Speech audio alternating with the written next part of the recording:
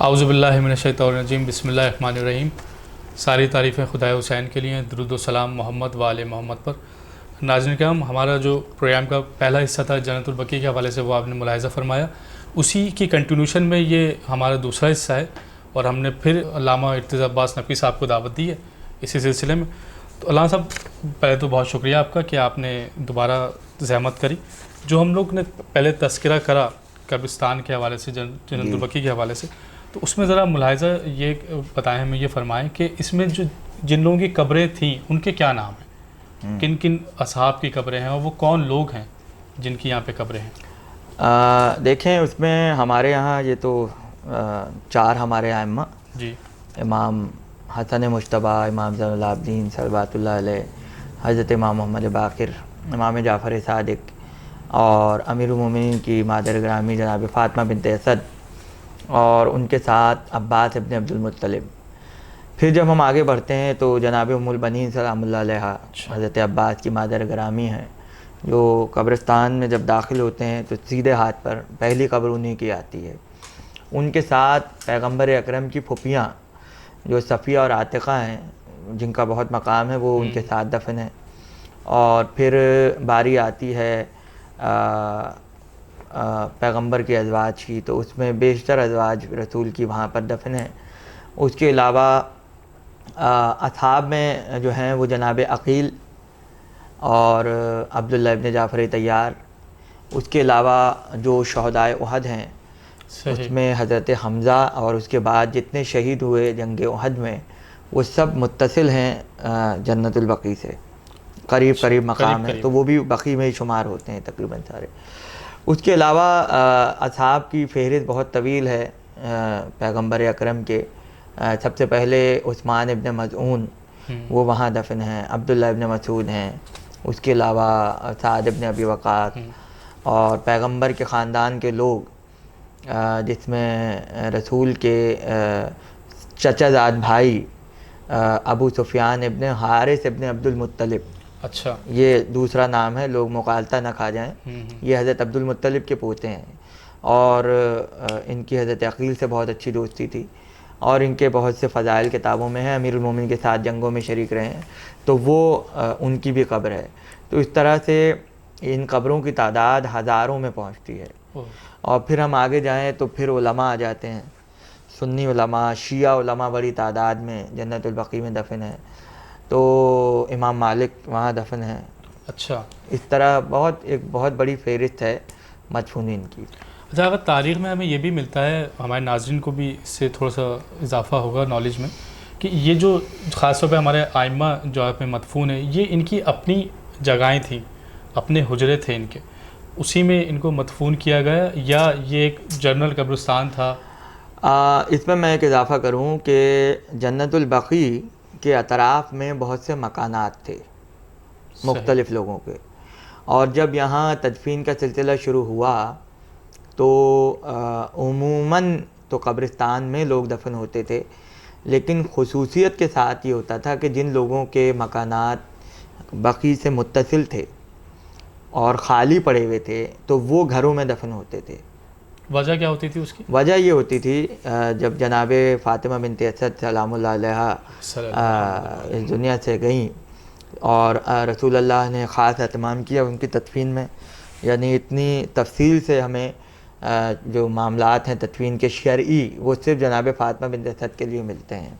کیسے کفن دینا ہے، کیسے لے کے جانا ہے، کیا کرنا ہے، وہ پورا جو شرعی احکامات ہیں وہ وہاں سے کھلتے ہیں سارے۔ تو حضرت عقیل جو بڑے بیٹے تھے جناب فاطمہ بنت اسد کے، ان کا گھر جنت البقیع سے متصل تھا اور خالی رہتا تھا۔ تو جب یہ خبر آئی تو انہوں نے کہا کہ میں اپنے گھر میں اپنی والدہ کو دفناؤں گا۔ اس کی ایک خاص بات یہ تھی کہ فاطمہ بنت اسد، پیغمبر اکرم نے انہیں اپنی ماں کہا، اور اسلام کے بانیوں میں سے وہ ہیں، پیغمبر اکرم کی پرورش کرنے والوں میں سے وہ ہیں، تو ان کا مرتبہ اتنا بلند تھا کہ رسول نے 70 تکبیریں ان کے جنازے پہ کہی تھی۔ اللہ اکبر۔ سب کی 5 تکبیریں ہوتی تھیں، ان کی 70 تکبیریں ہوتی تھیں۔ تو ان کو ایک خاص جسے کہنا چاہیے کہ اہتمام دینا اور ان کو نمایاں کرنا، تاکہ بعد والے آ کر دیکھیں کہ یہ بالکل ایک الگ اہمیت کے حامل ہیں کہ ان کو کہیں اور نہیں دفنایا بلکہ گھر کے اندر دفنایا.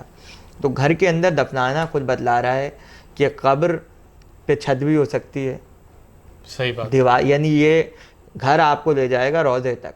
روضے بنانا جو ہے وہ دراصل اسی گھر کی ایک نسبت ہے کہ جس میں جناب فاطمہ بنت اسد کی قبر بنی. اور پھر جب امام حسن کی شہادت ہوئی تو آپ نے وصیت کی کہ مجھے میری جدہ فاطمہ کی پہلو میں دفنا دینا. صحیح. جناب سیدہ کی قبر کہاں ہے یہ راز کسی کو معلوم نہیں ہے, اس لیے امام حسن فاطمہ بنت اسد کے پہلو میں دفن ہوئے اور پھر چاروں امام ایک ساتھ دفن ہوئے. تو یہ 5 قبریں جو تھیں اہل بیت کی یہ حضرت عقیل کے گھر کے اندر تھیں. اچھا. اور عباس ابن عبد المطلب باہر دفن ہوئے گھر کے, تو جب وہ اس کی 4 دیواری ہٹائی گئی تو وہ اس میں شامل ہو گئے. تو سر یہ تو اپنی جگہ ہوئی, جہاں اپنی جگہ ہوئی, اس کو تو کوئی مسمار نہیں کر سکتا. بالکل نہیں کر سکتا. اور یہ روایت میں آپ کو بتاؤں کہ بنی ہاشم میں تھی کہ وہ گھروں میں دفن ہوتے تھے. حضرت عبداللہ پیغمبر کے والد گھر میں دفن ہوئے. مدینے میں جہاں ان کی قبر ہے وہ ان کے سسرال کا مکان تھا. دار نابغہ اس کو کہا جاتا تھا, دار گھر کو کہتے ہیں. اس گھر میں انہیں دفنایا گیا تو حضرت عبداللہ گھر میں دفن ہوئے. اسماعیل ابن امام جعفر صادق جو بوہریوں کے امام ہیں وہ امام زین العابدین کے گھر میں دفن ہوئے. صحیح. اور ان کے بارے میں یہ ہے کہ ان کی قبر پوشیدہ ہو گئی تھی. تو جب سعودی عرب نے سڑک کی کھدائی کی, سڑک کے لیے وہ راستہ نکال رہے تھے, تو راستے میں ایک قبر ظاہر ہو گئی جس میں انہوں نے دیکھا کہ بالکل ایسے سو رہے ہیں کوئی بزرگ کے جیسے ابھی دفنایا گیا ہو. تو جب پوچھا گیا تو بعد میں پتہ چلا کہ یہ اسماعیل ابن امام جعفر صادق ہیں جو امام زین العابدین کے گھر میں دفن ہوئے تھے. پھر ان کی جو جسم مبارک تھا اس کو جنت البقیع میں منتقل کر دیا گیا.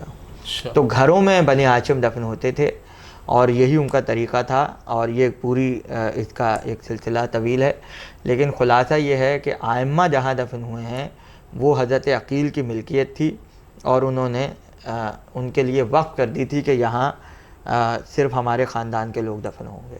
اس سے ایک بات یہ بھی سمجھ میں آتی ہے کہ پہلے سے قبر کا انتظام کرنا جیسے لوگ کر لیتے ہیں, جگہ خرید لیتے ہیں. آپ دیکھیں حضرت نوح نے کیا کیا, جب طوفان ختم ہوا اور وہ کشتی سے اترے تو اللہ نے انہیں حکم دیا کہ 3 قبریں تیار کرو.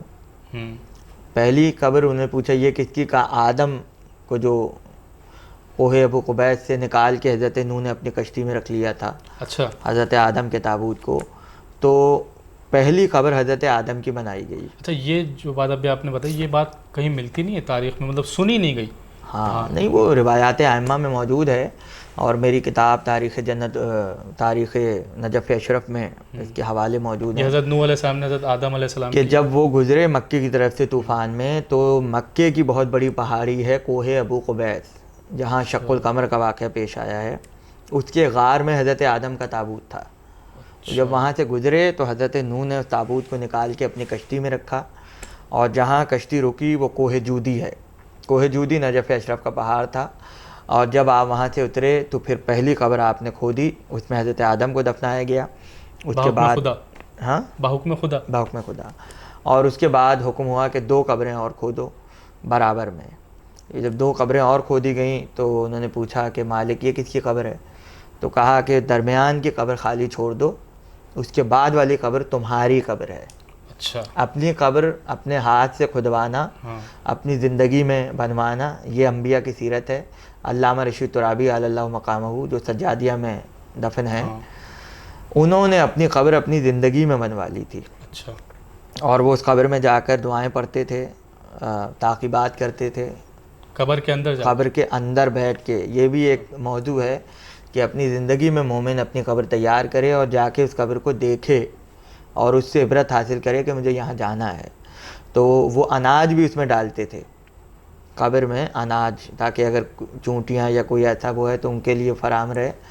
تو یہ حضرت نوح کی سنت. اور پھر جب پوچھا گیا کہ درمیان والی قبر کس کی ہے تو کہا کہ یہ اگلے زمانے میں آئے گا علی ابن ابی طالب. اچھا. اس کی قبر ہے, مولا علی کی. تو مولا علی کی قبر جب انہوں نے وصیت کی امام حسن کو 20ویں رمضان کو, تو اس وصیت میں کہا کہ مجھے اس قبر میں دفنانا جو نوح نے میرے لیے پہلے تیار کر کے رکھی ہوئی ہے. تو لہٰذا امیر المومنین کے ایک طرف حضرت آدم ہے، ایک طرف حضرت نوح ہے، جو مولا علی کا بھی روضہ ہے بالکل اس روضے میں. اچھا. اور جب ہم جاتے ہیں تو جو زیارت پڑھی جاتی ہے اس میں حضرت آدم کی بھی زیارت ہے، اس میں حضرت نوح کی بھی زیارت ہے، اور امیر المومنین کی بھی زیارت. یہ بڑی تحقیق طلب ریسرچ آپ نے بتائی ہے. اچھا، ابھی ہم نے پچھلی قسم میں ذکر کیا تھا رسول خدا کے جو فرزند تھے جناب ابراہیم، ان کا تذکرہ بڑا کم ہوتا ہے نارملی مجالس میں بھی. اگر ہم اپنی مجالس کی بات کریں یا اور دوسری محافلوں کی بات کریں، اس کے حوالے سے ذرا ان کے حوالے سے کچھ تذکرہ کریں. دیکھیں، جناب خدیجہ کے بعد پیغمبر اکرم نے بہت سی شادیاں کیں لیکن اولاد کسی سے نہیں ہوئی. یہ مصلحت پروردگار تھی. اور اس میں ایسا نہیں ہے، اگر ہم اس کو دنیاوی نظر سے دیکھیں، یہ تو ہم قائل ہیں کہ پیغمبر صاحب معجزہ ہیں، اور وہ دنیاوی نظر سے دیکھیں تو اللہ نے ایک مثال رکھی ہے. یعنی ہو سکتا ہے کہ لوگ یہ کہتے ہیں کہ بھئی معاذ اللہ، اللہ کے رسول میں کوئی ایسا نقص تھا معاذ اللہ کہ اتنی شادیاں کی اولاد ہی نہیں ہوئی، یا ان بیویوں میں کوئی ایسی خرابی دنیاوی لحاظ سے. جبکہ ہم یہ دیکھتے ہیں کہ حضرت ام سلمہ سلام اللہ علیہا وہ رسول کے عقد میں آنے سے پہلے ابو سلمہ کی زوجہ تھیں، پیغمبر کے پھوپھیزاد بھائی. وہ احد میں شہید ہو گئے. ان سے 3 بیٹے ہیں ام سلمہ کے، 3 بیٹے ہیں اور 2 بیٹیاں موجود ہیں. جب وہ رسول کے عقد میں آتی ہیں تو کوئی اولاد ہی نہیں ہوتی. اللہ کی حکمت ہے اس کے اندر. پہلے سے 5 اولادیں ہیں. اچھا، خدیجہ سے اولاد ہوئی، اس کے بعد کسی سے نہیں ہوئی. اور آخر میں یعنی جب رسول دنیا سے جا رہے ہیں 9 ہجری میں ماریہ قبطیہ مصر سے تشریف لاتی ہیں. بادشاہ ان کو رسول کو ہدیہ کرتا ہے اور ماریہ قبطیہ تشریف لاتی ہیں. تو چونکہ وہ کنیز تھیں تو سب نے انہیں حقارت کی نظر سے دیکھا کہ ہم بڑے خاندان کی ہیں اور یہ کنیز ہیں. اللہ نے اسی سے رسول کو اولاد دی. ابراہیم انہی سے پیدا ہوئے. اچھا اچھا. اور کب آئے؟ یہ کس سن کی بات ہے؟ پیغمبر جب رخصت ہوئے دنیا سے تو 63 سال کے تھے. صحیح. ابراہیم جب آئے ہیں تو 60 سال کے رسول تھے. 3 سال پہلے. 3 سال پہلے. تو ابراہیم جب آئے ہیں تو رسول 60 برس کے تھے. یعنی اللہ نے درمیان میں خالی رکھا معاملے کو. شروع میں اولاد دی خدیجہ سے، آخر میں اولاد دی ماریہ سے، بیچ میں گیپ ہے. یعنی بتلا دیا نہ ہمارے آغاز میں کوئی رسول کی کمی ہے نہ انجام میں کمی ہے. یہ ہماری مصلحت ہے کہ ہم چاہتے ہی نہیں ہیں کہ کوئی اولاد ہو، اس لیے کہ رسول کے بیٹے صرف حسن اور حسین قیامت تک کہلائیں گے. یہ اللہ کی حکمت تھی. اور ابراہیم کو آخر میں اللہ نے اس دنیا میں بھیج کے بچپن میں اٹھا لیا، اور ان کا واقعہ موجود ہے. ایک زانوں پہ امام حسین تھے، دوسرے زانوں پہ ابراہیم تھے، اور جبریل آئے اور انہوں نے آ کے کہا یا رسول اللہ، اللہ یہ پوچھ رہا ہے ابراہیم آپ کو زیادہ عزیز ہیں یا حسین آپ کو زیادہ عزیز ہیں، اور اللہ چاہتا ہے دونوں میں سے ایک آپ ہمیں دے دیں. صحیح. یعنی بھیج بھی رہا ہے، بیٹا بھی دے رہا ہے، اور رسول کی محبت کا امتحان بھی لے رہا ہے کہ اب تم ہمیں زیادہ چاہتے ہو یا اپنے بیٹوں کو زیادہ چاہتے ہو. تو رسول نے امام حسین کی طرف دیکھا اور دیکھ کر کہا کہ اگر میں اس کا نام لے لیتا ہوں تو فاطمہ کو تکلیف ہوگی اور مجھے تکلیف ہوگی، لیکن اگر ابراہیم کا نام لے لیتا ہوں تو صرف مجھے تکلیف ہوگی. اور ظاہر ہے پورا کربلا رسول کی نظر میں تھا، لہٰذا ابراہیم کا نام لیا اور 3 دن بعد ابراہیم کی وفات ہو گئی. تو رسول یہ کہتے تھے کہ میں نے ابراہیم کو اپنے بیٹے حسین پہ قربان کیا ہے. اور اس کے بعد جب دفنانے لگے تو رسول روئے ہیں، اور رو کر آپ نے فرمایا کہ اگر میرے بعد نبوت رہتی تو میرا بیٹا ابراہیم نبی ہوتا. اور آپ نے باقاعدہ ان کی قبر کو مرمت کروائی، اس پہ پتھر رکھوایا، پانی چھڑکوایا. پہلی قبر ابراہیم ابن محمد کی ہے اسلام میں جن کی قبر پہ پانی ڈالا ہے رسول اللہ نے. یہ سنت دی، یہ سنت پیغمبر ہے. قبر پہ گلاب پاشی کرنا، پانی چھڑکنا، یہ سب سنت پیغمبر ہے. اچھا آغا، میں آپ کو یہیں پہ رکوں گا. ہمارا ناظرین ایک بریک کا وقت ہو جاتا ہے. بریک کے بعد واپس آئیں گے تو ہم اپنی ڈسکشن کو یہیں سے اسٹارٹ کریں.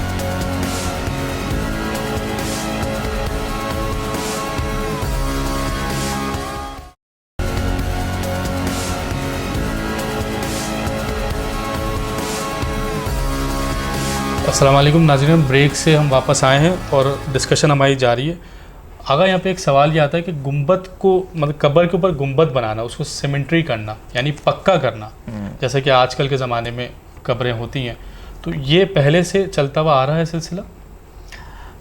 میں نے آپ کو ایک مثال دی کہ جناب فاطمہ بنت اسد سلام اللہ علیہ حضرت عقیل کے گھر میں دفن ہوئی، تو چھت تو ہے، اب آپ گنبد کہہ لیں یا چھت کہہ لیں ایک ہی بات ہے، قبر پہ عمارت تو بنی ہوئی ہے، تو وہ ہمیں اشارہ ملتا ہے کہ رسول نے اپنی زندگی میں یہ اہتمام کیا، اگر وہ منع کر دیتے تو اس میں شرعی اور غیر شرعی ہونے کی بحث آتی۔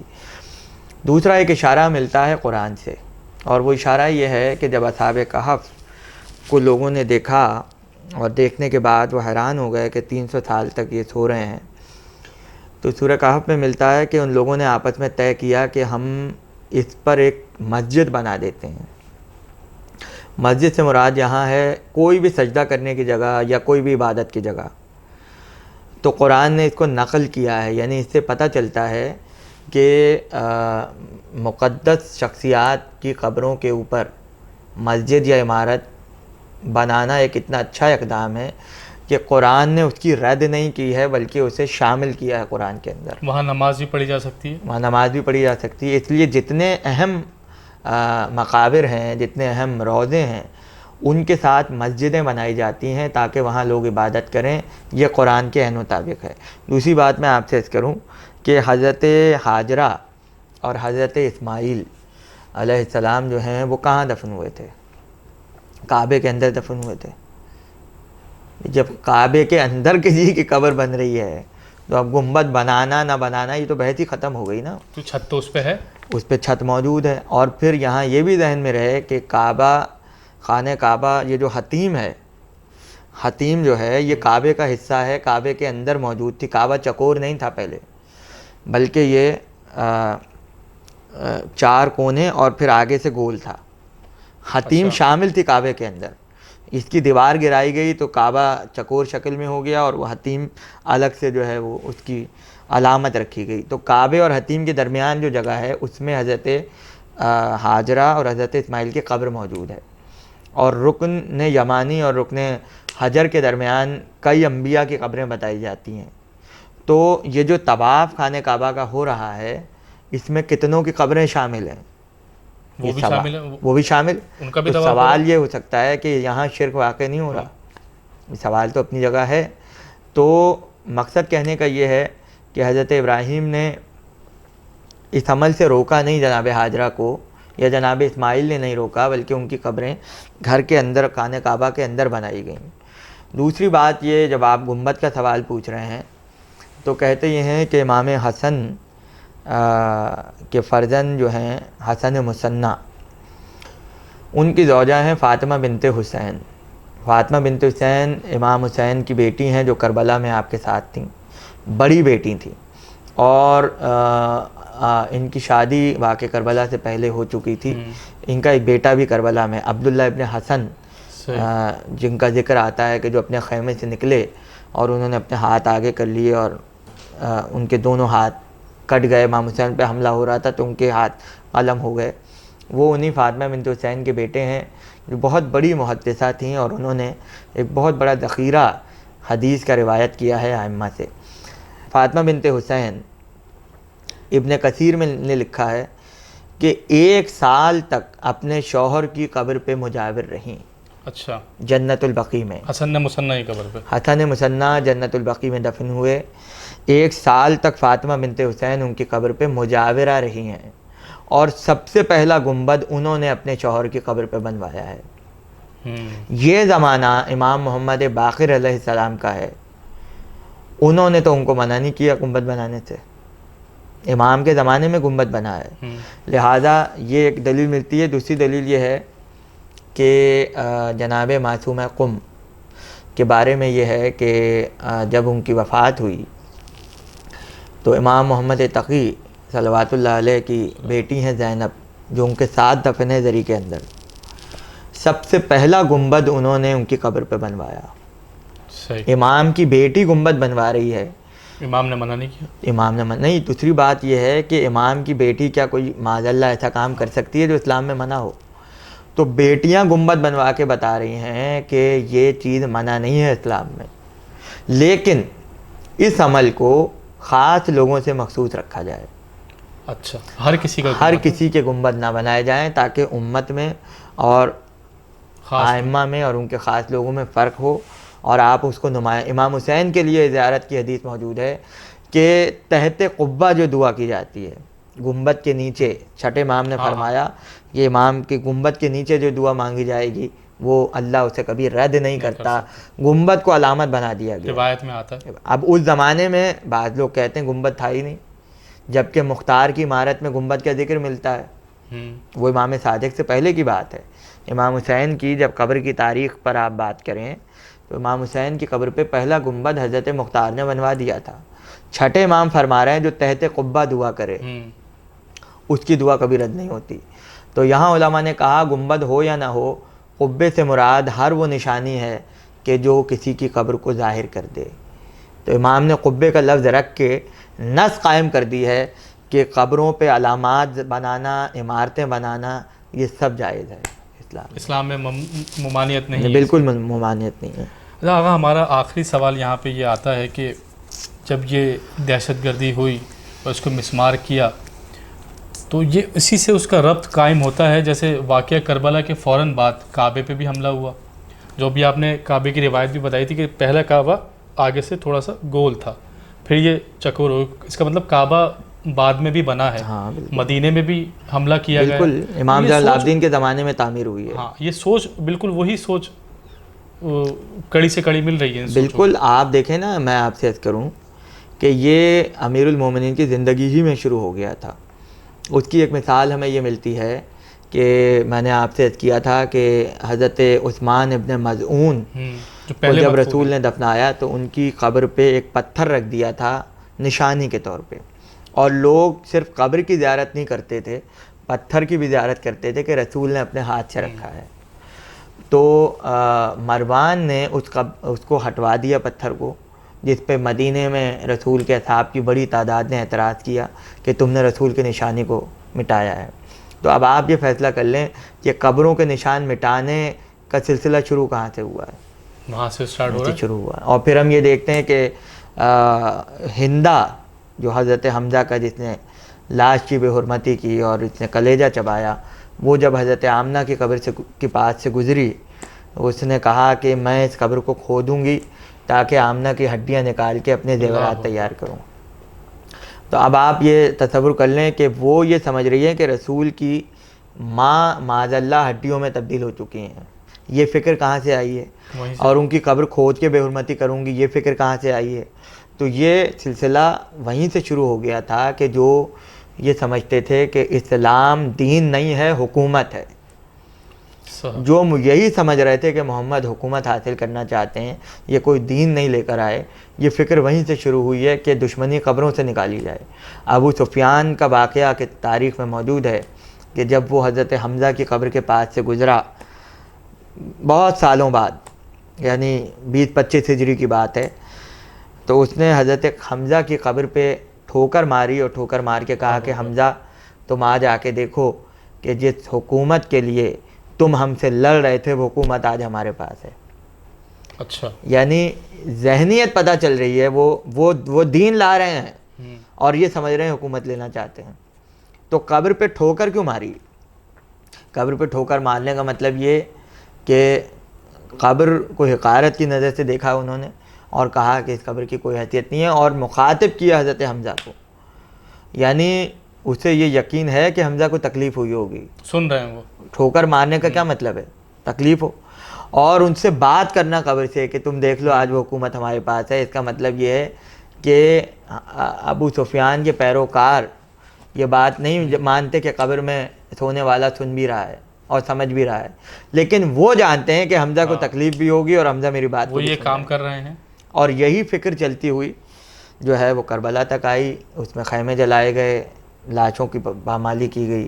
اور پھر جب آگے بڑھتے ہیں تو امام حسین کی قبر کو متوکل نے مسمار کیا 4 مرتبہ متوکل کے زمانے میں، اور 250 مرتبہ مختلف زمانوں میں امام حسین کی قبر مسمار ہوئی ہے، ہل چلوائے گئے، پوری فرات کاٹ کے زمین کو برابر کر دیا گیا تاکہ قبر کا نشان مٹ جائے، لیکن ہم نے دیکھا کہ قبر کا طواف فرات کا پانی کر رہا تھا۔ پانی سمجھ رہا ہے کہ یہ پانی کو علم ہے کہ یہ قبر جو ہے پیاسے کی قبر ہے، اور وہ جگہ حائر مشہور ہو گئی۔